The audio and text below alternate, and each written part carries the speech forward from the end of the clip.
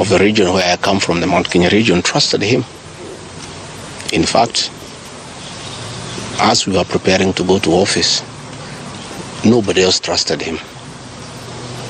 Musalia Mudavadi demanded that they must sign an MOU with him, which they did. Moses Wetangula demanded that they must sign an MOU with him, which they did. Amason Kingi demanded the same. Alfred Mutua, everybody else. I'm the only man who trusted him. Verbally, because we are Christians. We used to go to church together. And as a Christian, I believed a fellow Christian that he would never betray me or my people. For the last 1 year, it's been very difficult for me. But I'm a very persevering man, very enduring. And what happened on Thursday is a culmination of continuous persecution and stress for a year. And when I look at it, probably it is history repeating itself. That President William Ruto wanted to take me the route President Daniel Arap Moi took Kenneth Matiba. He pushed Matiba up to getting a stroke and eventually dying. When I look to what the president is doing to me, especially now when I'm in hospital, crippling me, treating me like an animal, I think he wanted to take me the Matiba route. But God is gracious. It didn't happen that way. I hear many of his people are calling here asking whether I'm dead, whether I'll survive, whether I'll recover. They were celebrating. It's the most unfortunate thing that has ever happened in this country. That you can be so vicious to a man who helped you to be president. And the crime of this man, telling you the truth. Don't evict people without compensation, Mr. President. Mr. President, don't overtax people. You are killing them, you are killing their businesses. Don't force a housing program on people. If people do not want these houses, don't force them. My only problem with the president is just being truthful, because nobody else can tell him. The framers of the 2010 Constitution wanted a deputy president who is elected as a buffer who can stand for the people. The charity we are being treated for, too, is get rid of an elected deputy president and appoint a control freak. A fellow you appoint who cannot ask a question, who cannot say anything. And I'm sure if they succeed, he'll be asked to sign an undated resignation letter so that in case he starts asking questions, he can just be told to resign. But the framers of the 2010 Constitution were very clear in their mind why they wanted a deputy president who is elected. I'm the only man in the cabinet and in the whole government who can stand up to President William Ruto and tell him, hey brother, this is not right. This Adani thing is not good for the country. There's too much corruption, Mr. President. This how thing is being forced down on the people of Kenya. And they don't like it. Please don't force it down on them. You know, situations where medical equipment that was being supplied by Kenyans to the Ministry of Health now has been given to one single Asian. I say, Mr. President, this is not right. We are killing our business people. So, as we speak, I say that my lawyers are in court. We have faith in our judiciary. And I requested that, according to the rules of natural justice, I be accorded an opportunity to be heard in the Senate. You remember I presented myself to the National Assembly and defended myself. In the Senate, I was there day one. And even when the Speaker asked me to sit down to listen to the charges, I decided to stand up to face my accusers. I was there the following day. I was ready for cross-examination. The 11 counts is nothing but malice and fiction. It was a political game by the president to get rid of me. And looking at it, I don't think the president had any intention of working with me. I think he just needed me to help him win the election because of my mobilization capacity and the faith that the Mount Kenya region has in me. So I should have been given an opportunity. I have asked my lawyers and they have told me the motion was not time-bound. What is time-bound is a select committee that should work for 10 days and then report to plenary. That committee was never constituted, so this matter should have continued and waited for me.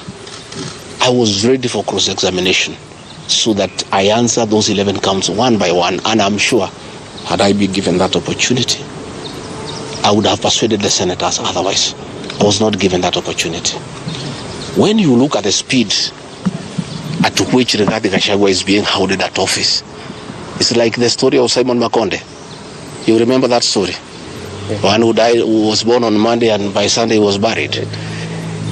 The kind of efficiency that has been exhibited in hounding Rigathi Gachagua out of office, if this efficiency was being exhibited in the management of the affairs of this country, Kenyans would be very happy. What is the hurry? The framers of the Constitution gave the president 14 days to look for somebody to replace the deputy president. It gave Parliament another 60 days. That's a total of 74 days. Why is a job that was prescribed by the framers of the Constitution to be done within 74 days is being done in half a day? You must ask yourself that question. I think it's being hurried to circumvent justice to avoid the courts of law from interrogating this matter and making a decision. The courts told us they don't want to interfere with the process, to let the parliamentary process get finished and then go to them. We have gone to them now. It's over. The courts will interrogate the process and make a determination. But I ask, let the president obey court orders. Through a court order, Rigathi Gachagua is deputy president. Why doesn't he have cars? Why doesn't he have security? Why has his office been made dysfunctional? I think it's very important. But finally, I want to tell the people of Kenya that I don't feel safe. And for the first time, let me say that on 30th of August, in Kisumu,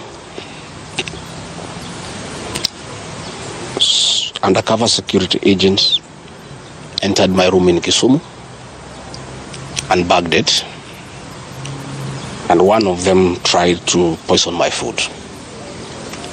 But we detected it and we were able to escape the scheme. I was supposed to be killed through poisoning. On 3rd of September,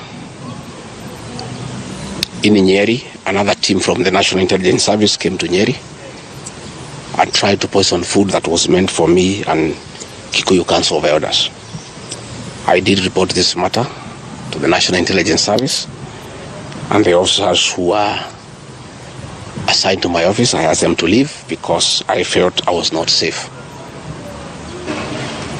After the 2 attempts to assassinate me through food poisoning failed, it is when this impeachment motion was hatched. When my security was withdrawn here, officers from the National Intelligence Service have been hovering in every room, in every compound here, to an extent that I had to call my wife and my children to come and stay in my room, just in case they get entry to my room or compromise the people who are treating me. So Rigathi Gachagua and his family feel very exposed because these people have tried to kill us before. They have now tried to get us out of office. So I asked President William Ruto, my brother, I helped you to be president. Leave me alone. Leave my children alone. Do whatever you want, but let me live. Let me look after my children. You can do whatever you want with the country, but allow me to live. Because I was there for you when you needed somebody to be there for you. When you were in trouble and you needed a man who could stand with you, I stood with you, with my family. You have paid us in kind by being so cruel and vicious against us. We are simple people. We are a very small family. Let us be. Do whatever you want, but please, Mr. President, I beg you, don't kill us. Don't kill my children. You have caused me enough pain for the last 1 year. Please, leave me alone. Let me be. God will take care of me. I don't have to have security. I don't have to have drivers. I don't have to have cars. Please allow me to have my peace, if nothing else. And remember, I was there for you when you needed a man to be there for you. Let the courts of law uphold and protect our Constitution. I ask the Chief Justice, Martha Koome, to live true to the fidelity of our Constitution, to make sure that this is a country of the rule of law, to allow the court process to take place and ensure that this process is not nugatory. There are orders asking that Rigathi Gachagua remain in office until this matter is heard and determined. Let it be. Thank you very much. Just a quick one, please. I don't want to say. Thank you.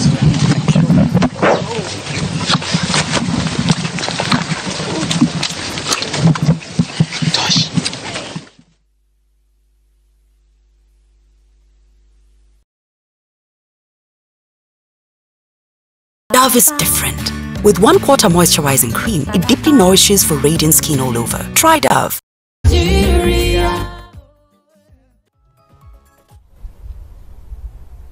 With due security around me, again, to cripple the functions of my office